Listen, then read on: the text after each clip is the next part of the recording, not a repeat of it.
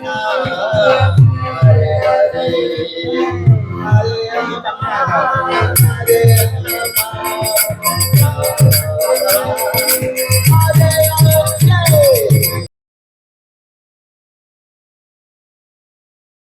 Morning ladies and gentleman, boys and girls, welcome back to a fresh blog. আমি শহীদ, তোমরা দেখছো Shahid blog, সঙ্গে explorer with Arup.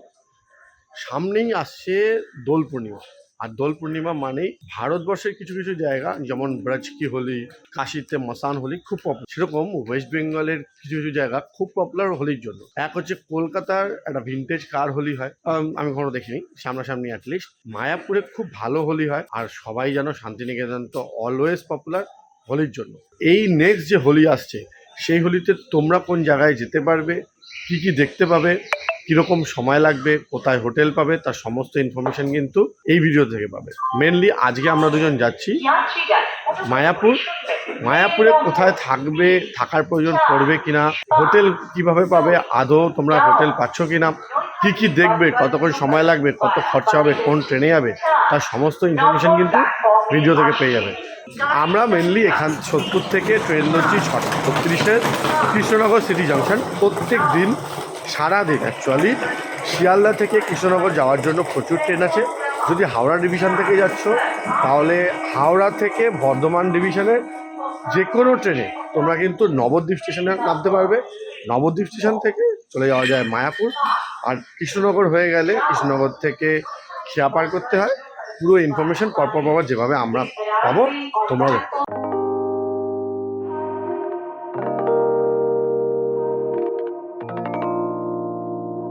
After all আমরা পৌঁছে গেছি কৃষ্ণনগর সিটি। আগেই বলেছি আমরা কৃষ্ণনগর জাংশনের জন্য ট্রেন ধরছি। কৃষ্ণনগরই হচ্ছে বেস্ট প্রসেস পৌঁছানোর জন্য। তো সোজাসুজি আমরা কৃষ্ণনগর সিটিতে এসে গেছি, কৃষ্ণনগর সিটি জাংশন। এখান থেকে অটো পাওয়া যায়, টোটো পাওয়া যায় নদীর পার অবধি। সেখান থেকে নৌকা পার করলেই কিন্তু সোজা আমরা পৌঁছে যাব মায়াপুর। বাইরে দেখতে পাচ্ছ প্রচুর ভিড়, প্রচুর প্রচুর প্রচুর। এইটা নয়, এটা কিন্তু রেল লাইন। দেখতে পাবে ভিড় অ্যাকচুয়ালি এই দিকে ক্রাউড আছে প্রচুর। চলো ঝটপট আমরা বেরোই, বেরিয়ে সোজা দেখি কোথায় অটো পাওয়া যাচ্ছে, অটো ভাড়া কত। আমাদের এখানে পৌঁছাতে সময় লেগেছে প্রায় 2 ঘন্টা। জার্নি ছিল শিয়ালদা থেকে কৃষ্ণনগর অবধি, টোটাল 100 কিলোমিটার। এই যে পুরো জায়গাটা দেখতে পাচ্ছ, এখান থেকে পাওয়া যায় টোটো, অটো, সমস্ত কিছু। পার হেড আমাদের কাছ থেকে নিচ্ছে 80 টাকা। এখান থেকে সোজা মন্দির পৌঁছে যাবে। এছাড়া অটো নিতে পারবে, যদি অটো করে আসছো তাহলেও কিন্তু তোমরা যেতে পারবে। তার জন্য আগে ফেরিঘাটে যেতে হয়। তো আমরা ফেরিঘাটে যাচ্ছি না, আমরা সোজা মন্দির চলে যাবো।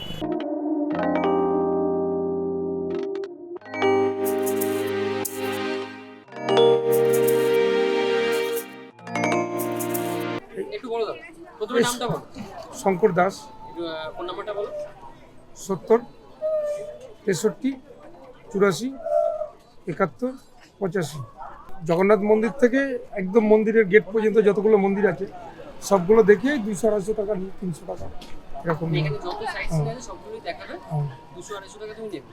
আর এই যে কৃষ্ণনগর থেকে এই আসলাম আমরা, এটা আলাদা। এটা আলাদা। 80 টাকা যেটা বললে এটা আলাদা। এটা আলাদা। আর ওই 200-250 টাকার মধ্যে তুমি এখানে সাইট সিনটা করিয়ে।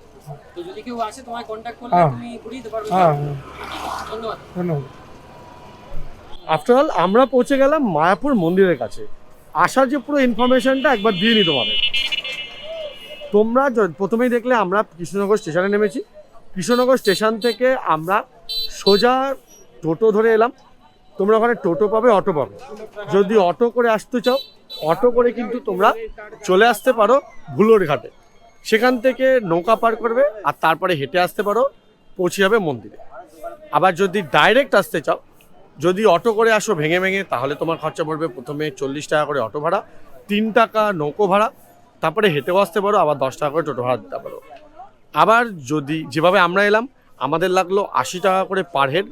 ডাইরেক্ট আমরা কৃষ্ণনগর স্টেশন থেকে উঠেছি আর সোজা পৌঁছে গেছি মন্দির। যদি এই দাদার কাছ থেকে লোকাল যত সাইট সিন আছে সেগুলো করতে চাও, তাহলে তোমরা কিন্তু একটু বার্গেনিংও করতে পারো। অলরেডি দেখলে দাদা বললো 200-250 টাকার মধ্যে হয়ে যায়।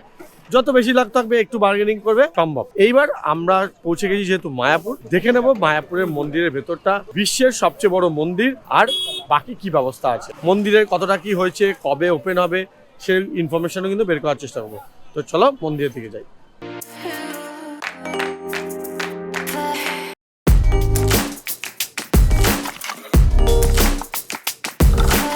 দেখলে আমরা তিলক করে নিয়েছি, জয়সা দেশ ভেসা ভেস।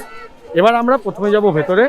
আগে আমরা দুপুরের লাঞ্চের জন্য মানে ভোগ প্রসাদের জন্য আগে আমরা টিকিট কাটবো, কারণ এইটাই আগের কাছ থেকে এর টাইমিং থাকে, সম্ভবত কি টাইমিং আছে কি প্রাইস আছে সেগুলো ভেতর ঢুকে জানতে পারি।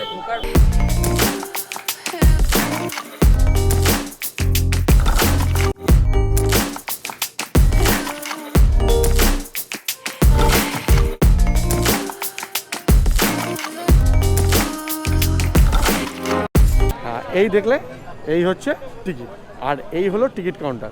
মেন গেট থেকে ঢুকেই সোজা এলেই দেখতে পাবে টিকিট পাওয়া যাচ্ছে। আপাতত 3টে কাউন্টারের মধ্যে শুধু একটা কাউন্টারই খোলা আছে। এর যে টাইমিং লেখা আছে, টাইমিং আছে সকাল 11টা থেকে দুপুর 1:30টা অবধি খাওয়া দাওয়ার টাইমিং, আর টিকিট প্রাইস মাত্র 50 টাকা। মেনুতে কি আছে আমি একটা ছবি তুলে দিয়ে দেবো, দেখতে পাবে। তবে এই যে টিকিট পাওয়া যায়, টিকিট সম্ভবত পাওয়া যায় সকাল 11টা অবধি। তো এসে আগে টিকিটটা কেটে নেবে, তারপরে ঘুরে বেড়াবে।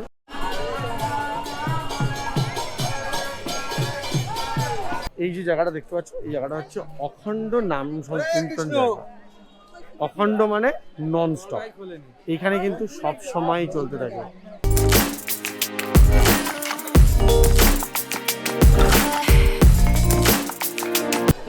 এই সেই মন্দির, বিশ্বের সবচেয়ে বড় মন্দির, মানে বলতেও যথেষ্ট গর্ব হয় যে পৃথিবীর সবচেয়ে বড় মন্দির আমাদের বাড়ির থেকে মাত্র 2 ঘন্টা দূরে। অবশ্যই এখনও পর্যন্ত আন্ডার কনস্ট্রাকশন আছে, ভেতরে ঢুকতে দেওয়া হয় না। মেন রোড খোলা আছে, কিন্তু কাজ এখনও পর্যন্ত চলছে। 2026 বা 2027-এর মধ্যে কমপ্লিট হয়ে যাবে। But it's so beautiful, so beautiful. যদি আমাদের কাছে ড্রোন থাকতো তাহলে অবশ্যই একটা ড্রোন শট দেখাতাম, কিছু করার নেই। বাট চলো এবার বাকি পুরো জায়গাটা ঘুরে দেখি।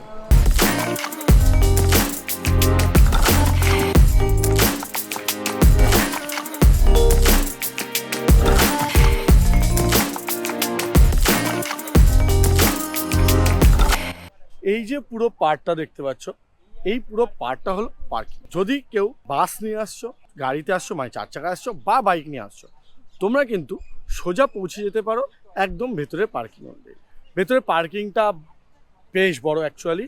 তো যে কোনো রকম যানবাহন নিয়ে কিন্তু তোমরা সরাসরি এখানে পৌঁছে যেতে পারো। পুরো যে জায়গাটা আছে, পুরো মায়াপুরের যে মন্দিরটা আছে, মন্দিরটা বিশাল বড়। এই মন্দিরের মধ্যে তোমরা দেখতে পাবে বিশ্বের সবচেয়ে বড় মন্দির, প্রভুপাদ মন্দির, গোশালা, আরও অনেক কিছু। তো আমরা একটার পর একটা দেখব। যেখানে যেখানে ক্যামেরা ফোন অ্যালাউ থাকবে সেগুলো তোমাদেরও দেখাবো। যে জায়গাগুলোতে ক্যামেরা বা ফোন অ্যালাউ থাকবে না সেগুলো তো শুধু আমরা একাই দেখব। যখন তোমরা দোলের সময় আসবে, দোলের সময় এলে কিন্তু একটা জিনিস আমরা আজকে ব্যাপারটা নোটিস করলাম, যে পুরো যে টাইমটা আছে, নর্মাল টাইম উইকডেজে তুলনামূলক ফাঁকা থাকে, উইকেন্ডে সবসময় ভিড় থাকে। দোলের সময় এলে কিন্তু ভিড়ের মাত্রাটা একটু বাড়বে। তো লোকাল সাইট সিন ধরো বা টোটো করে বা অটো করে এই অবধি আসা, সমস্ত ক্ষেত্রেই কিন্তু প্রাইসের কিছু চেঞ্জেস হতে পারে। তো আমরা যে প্রাইসটা বলছি সেই প্রাইসটা এখনকার, ইন ফিউচার বা তৎকালীন অবস্থা অনুযায়ী কিন্তু প্রাইসের কিছু পার্থক্য হতে পারে।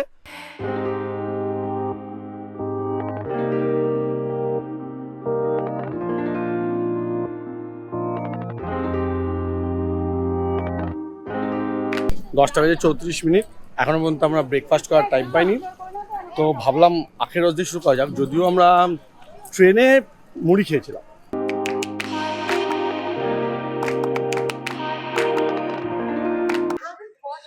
এই যে পার্টটা দেখতে পাচ্ছ, এটাকে বলে ডিজিটাল ফুলডোম। এই ডিজিটাল ফুলডোমে কিন্তু আধ্যাত্মিক ডিজিটাল শো হয়। আমাদের কাছে এই মুহূর্তে সময় নেই, তাই জন্য আমরা ভেতরে ঢুকছি না। টিকিট মূল্য মাত্র 40 টাকা।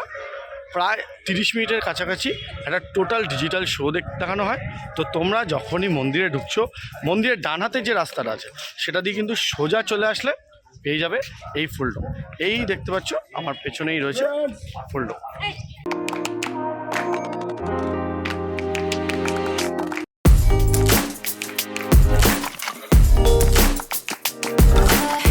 দেখতে পাচ্ছ ভিতরে কিন্তু অনেক দোকানপাট আছে, আর সেই দোকানে যেমন বই পাওয়া যাচ্ছে, যারা তুলসী কাঠের মালা পরে সেগুলো তোমরা এখানে পেয়ে যাবে। পুজোর বিভিন্ন রকম সামগ্রী পেয়ে যাবে। যারা মালা জপ করে তারা এক ধরনের ব্যাগের ভেতরে মালাটা রেখে জপ করে, সেটাও কিন্তু পাওয়া যাবে। এই দেখতে পাচ্ছ এখানে এলে অলমোস্ট তোমার পুজোর ক্ষেত্রে যা যা প্রয়োজন প্রায় সব পাওয়া যাবে। যেখানেই কৃষ্ণর নাম আছে সেখানেই আছে গরু, আর গরু মানেই হচ্ছে গোশালা। তো আমরা দুজন এখন আগে যাচ্ছি গোশালাটা দেখতে। সমস্ত মন্দিরই কিন্তু দুপুর 12টা অবধি খোলা থাকে। তো মন্দিরের ভেতরে ঢোকার যে ব্যাপারটা, দুপুর 12টার মধ্যে ঢুকতে পারো, আদারওয়াইজ আবার বিকেল 4টে থেকে ঢুকতে পারো।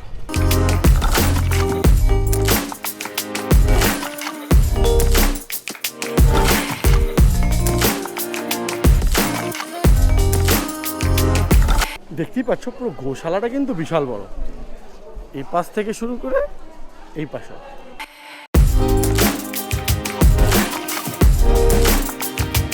এই যে জায়গাটা দেখতে পাচ্ছ, এটা এক্স্যাক্টলি গোশালার নিচে। এই জায়গাটাতে বিভিন্ন জিনিস পাওয়া যায়, যেমন মধু পাওয়া যায়, ঘি পাওয়া যায়, দই পাওয়া যায়, তারপরে ডেয়ারি প্রোডাক্ট যা যা হয় তার সমস্ত কিছু কিন্তু এখানে পাওয়া যায়, ক্ষীর পাওয়া যায়। তো তোমরা চাইলেই এখান থেকে কিন্তু অবশ্যই কালেক্ট করতে পারো বাড়ির জন্য। আর এখানে গীতা পাওয়া যাচ্ছে বিনামূল্যে।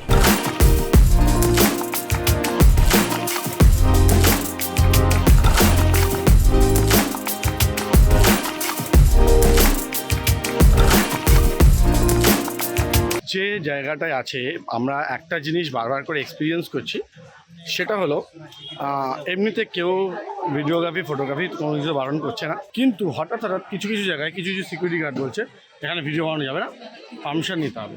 সিচুয়েশানটা হচ্ছে রাস্তায় ভিডিও বানানোর জন্য কেন পারমিশন নিতে হবে আমি সেটাও বুঝতে পারছি না। আর এই পারমিশনের যে ব্যাপারটা আছে সেটা যে কোথাও লেখা থাকবে সেটাও কিন্তু নেই। তো এটা একটা বড় বাজেট জিনিস। বারবার করে বলছে, হঠাৎ বলছে এখানে ভিডিও বানানো না, অথচ কোথাও লেখা নেই, কোথাও সেরকম কোনো রেগুলেশন নেই, বাট চলছে এরকম। এই ব্যাপারটা কিন্তু খুব খুব বাজে, তা আমাদের একদম পছন্দ হয়। মন্দিরের ভেতর যদি কোনো রেস্ট্রিকশন থাকে দ্যাটস আ ডিফারেন্ট থিং, কিন্তু রাস্তায় কোথাও লেখা নেই ফটোগ্রাফি প্রহিবিটেড, ভিডিওগ্রাফি প্রহিবিটেড।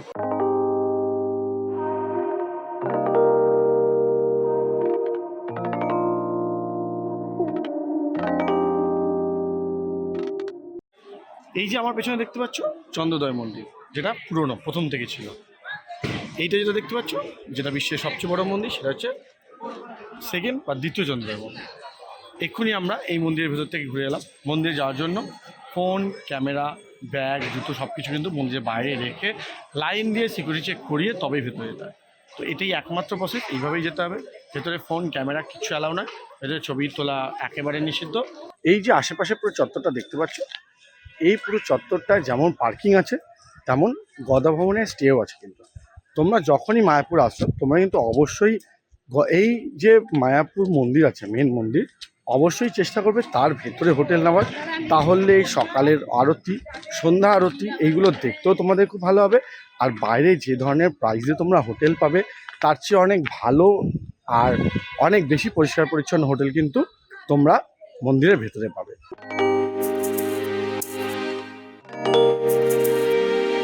একদম নর্মাল টাইমে আসছো তাহলে কিন্তু কোনো রকম রুম পেতে অসুবিধা হবে না।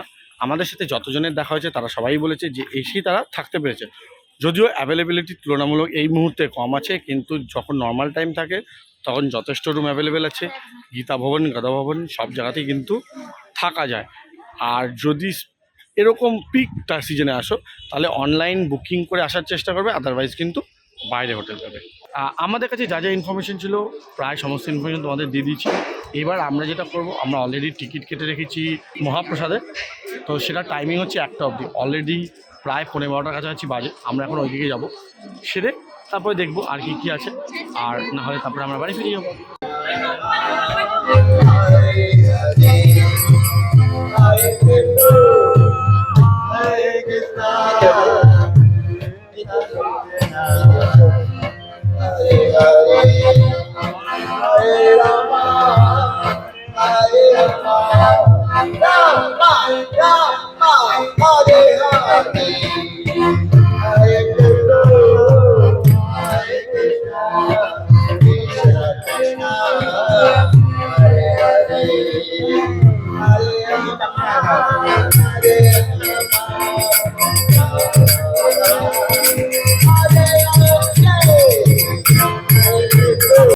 লাইনটা দেখতে পাচ্ছ, এটা হলো সেই ভোজনালয়ের ছাওয়ার লাইন, যেখানে আমরা যাব। আমাদের এখন লাইন দিয়ে দাঁড়াতে হবে।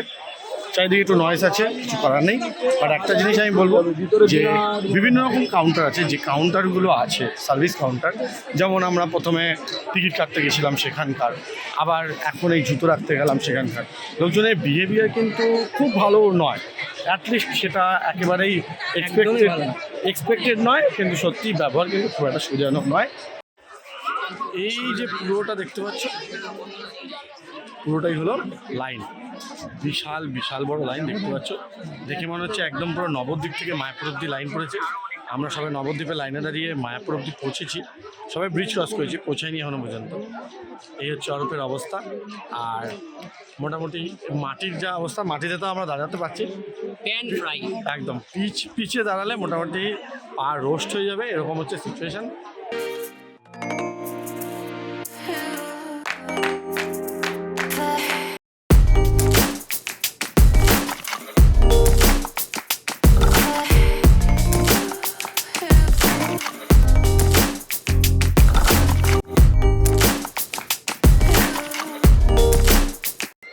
ভোজনালয় থেকে ভোজন করে বেরিয়ে পড়েছি। মেনুতে ছিল খিচুড়ি, ভাত, ডাল, খুব সুন্দর দুটো পাঁচমিশালি সবজি। প্রত্যেকটা খাবার খেতে খুব ভালো ছিল। একটু ফাস্ট ফরওয়ার্ড প্রসেস, মানে একটু তাড়াতাড়ি দেয়, যেহেতু প্রচুর লাইন, এখন দেখতে পাচ্ছ বাইরে প্রচুর লাইন রয়েছে, এই ব্যাপারটা একটু ফাস্ট করে দেওয়া হয়েছে। বাট প্রত্যেকটা খাবার কিন্তু সত্যিই খুব ভালো ছিল।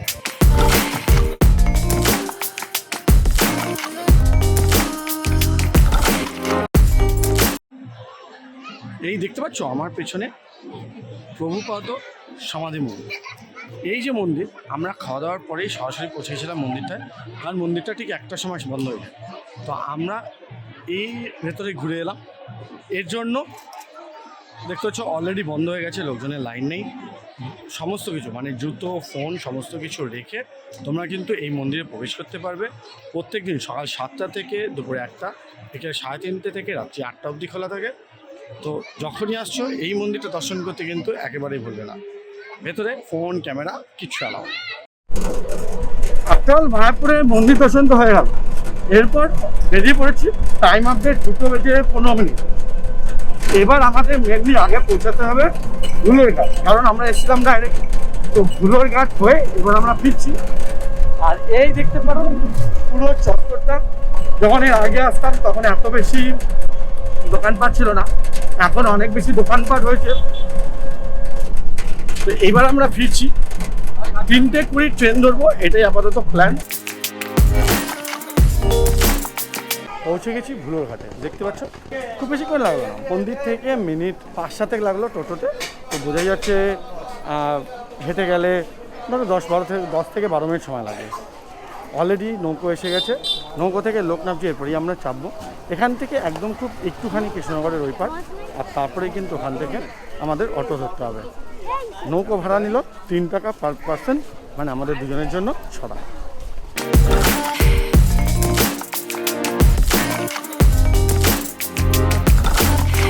এই হলো বড় সাইজের নৌকো। আর ওই যে দেখতে পাচ্ছ ওইটা হচ্ছে ঘাট অ্যাকচুয়ালি, মানে ওপারের জায়গাটা দেখতে পুরো জায়গাটা দেখতে পাচ্ছ। অ্যাকচুয়ালি এখানে 3টে নদীর সঙ্গম আছে, কিন্তু চুনি, জলঙ্গি আর গঙ্গা। এখান থেকে এক্স্যাক্টলি কালারটা ডিফারেন্স করা যায় না, বাট যখন ওপার থেকে নবদ্বীপের যে ঘাট আছে সেই ঘাটে যাওয়া হয় তখন কিন্তু বেশ ভালো বুঝতে পারা যায়। এর আগে আমি যখন এসেছি নৌকো পার করে তখন আমি যথেষ্ট ভালোভাবে দেখেছিলাম। আর সেকেন্ড হচ্ছে এখন যেহেতু প্রচণ্ড পরিমাণ রোদ আছে তাই একটু কম বোঝা যায়, সকালের দিকে এলে একদম পুরো স্পষ্ট বোঝা যায়, দুটো আলাদা আলাদা কালার আছে।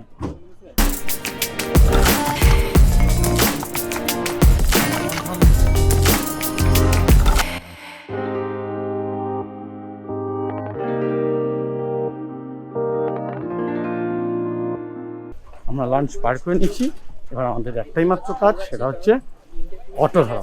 অটো ধরলেই হয়ে গেল।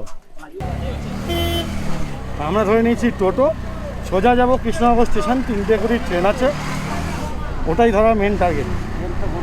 অটো করে প্রায় 25 মিনিট আমরা পৌঁছে গেছি কৃষ্ণনগর সিটি জাংশন। ভাড়া লাগলো 30 টাকা, 25-26 মিনিট মতো সময় লাগলো। এবার আমাদের 3:20 ট্রেন আছে, এই হলো আমাদের ট্রেন। উঠতে পারলেই সোজা আমরা পৌঁছে যাব আমাদের গন্তব্যে। যথেষ্ট হাঁপিয়ে গেছি, তাড়াতাড়ি করে এসেছি, কারণ ট্রেনটা মিস করলে ফালতু অনেকটা সময় নষ্ট হতো। আপাতত ভিডিওতে আর কিছু দেখানোর নেই। আশা করছি তোমাদের পুরো ভিডিওটা ভালো লেগেছে। যদি ভিডিওটা ভালো লেগে থাকে, hit like and do subscribe. Thank you making part of your day. Also সুন্দর next blog. Until next time, signing out, শরীর, টাটা। টাটা।